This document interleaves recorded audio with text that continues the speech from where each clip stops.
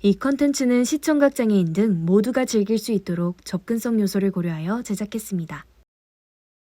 제10회 브런치북 출판 프로젝트 대상 수상작을 미리 들어볼 수 있는 기회.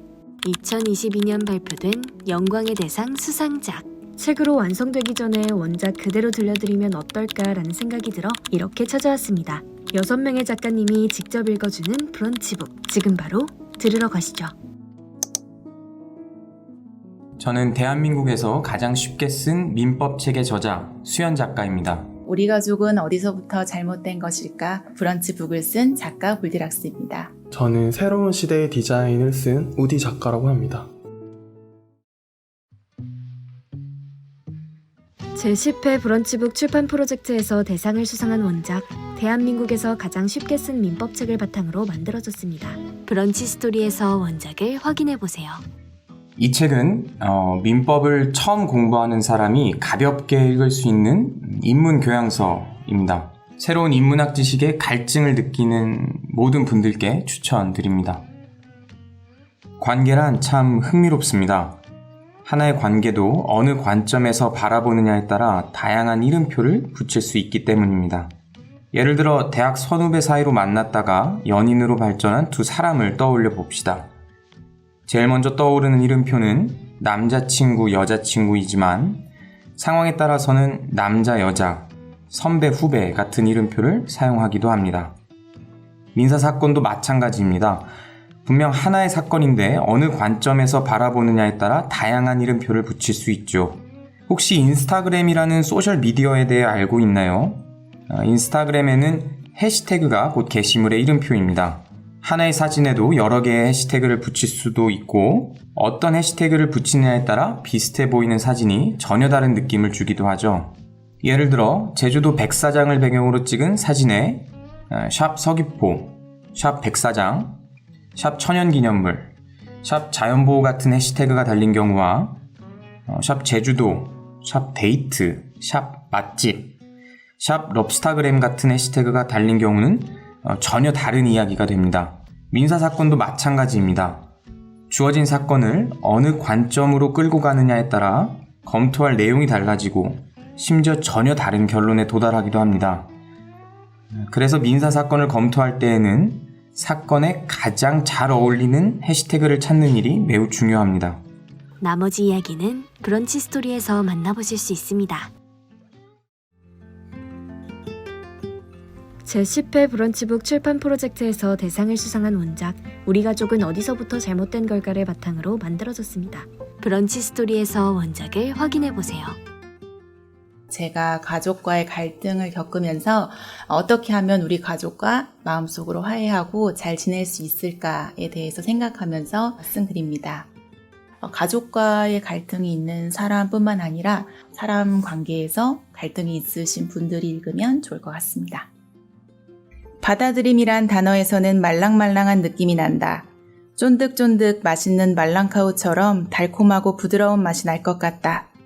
인정이라는 단어에서는 시원한 박하향이 나는 것 같다. 코가 뻥뻥 뚫리는 듯 상쾌하고 쿨한 냄새가 난다. 하지만 내가 직접 경험한 받아들임과 인정에서는 보신탕 냄새가 난다. 밤 늦게까지 친구들과 술을 마시고 들어온 아빠의 옷에서는 오전, 오후에 대원동 가는 냄새에다가 한라산 소주의 냄새까지 더해진 아빠 냄새가 났다. 부모님에 관한 글을 쓸 때 나의 코끝에서는 자주 보신탕 냄새가 났다. 모든 것을 다 받아들이자. 그래, 인정하자. 이렇게 마음을 먹어보아도 자꾸만 내 마음은 부모님이 미워졌고 이런 내가 못나 보였다. 받아들이고 인정하는 것이 누군가에게는 말랑카우처럼 살살 녹듯 자연스러운 것인지는 모르겠지만 나는 너무 괴롭고 힘이 들었다. 하지만 받아들임과 인정은 아이러니하게도 엄두가 나지 않는 동시에 별것 아니기도 했다. 그냥 지금 눈을 질끈 감고 이를 악물고 딱 인정해버리고 받아들이면 그만이었다.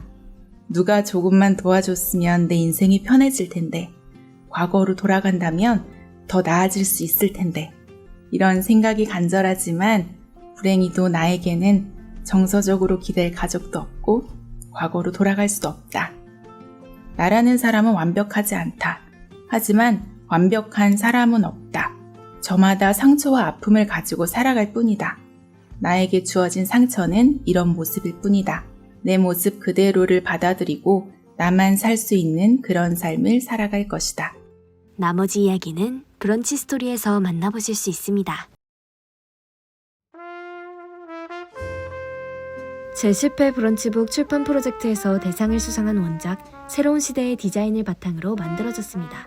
브런치 스토리에서 원작을 확인해보세요. 이 책은 장식적인 디자인을 넘어서 이제 지금 변화하는 시대상에 맞는 디자인의 모습을 담은 책입니다. 비디자이너인데 디자인에 대한 교양을 쌓고 싶으신 분들께 추천합니다. 단순함은 좋은 가치다. 본질을 쉽게 파악할 수 있기 때문이다. 하지만 단순함 자체가 언제나 목표일 필요는 없다. 피아노 건반은 88개나 있지만 건반의 수리를 줄여야 한다고 주장하는 사람은 드물다. 모든 건반을 다 활용해 연주를 하는 사람이 거의 없다 하더라도 말이다. 심리학에서 종종 거론되는 테슬러의 법칙은 이와 관련해 다음과 같이 말한다. 모든 시스템에는 더 이상 줄일 수 없는 일정 수준의 복잡함이 존재한다. 이를 내재된 복잡성이라고도 말한다. 우리가 매일 사용하는 카카오톡을 떠올려보자. 우선 메시지를 보내는 사람과 받는 사람이 존재하며 메시지를 입력할 수 있는 키보드가 필요하다. 테슬러의 이론을 곰곰이 들여다보면 복잡함은 완벽히 제거할 수 없는 세상의 일부처럼 보인다. 디자인과 인간 심리의 저자 도널드 노먼은 복잡한 자체는 좋은 것도 나쁜 것도 아니며 우리가 제거해야 할 대상은 바로 혼란스러움이라고 말한다. 노먼의 말에 따르면 UX 디자이너는 맹목적으로 덜 복잡함을 쫓기보다 혼란스러움을 다스리는 사람에 가깝다. 서비스에 남길 수 있는 최소한의 기능이 뭘까를 고려한 뒤 혼란스러움을 야기하는 요소를 하나둘 제거해 나간다면 자연스럽게 단순함이라는 가치를 만날 수 있을 것이다. UX 용어로 어포던스라고 부르는 개념이 있다. 쉽게 말해 어떤 행동을 유도하게끔 하는 요소로 행동 유도성이라고도 부른다. 손잡이는 문을 열게끔 유도하는 대표적인 어포던스다. UX 디자이너는 사회적 기표를 고려해 적당한 시점에 정확한 강도의 어포던스를 배치할 의무가 있다. 사용자 경험을 만드는 사람들은 이러한 사회적 기표, 즉 세상의 작동 방식에 집중할 필요가 있다. 나머지 이야기는 브런치 스토리에서 만나보실 수 있습니다.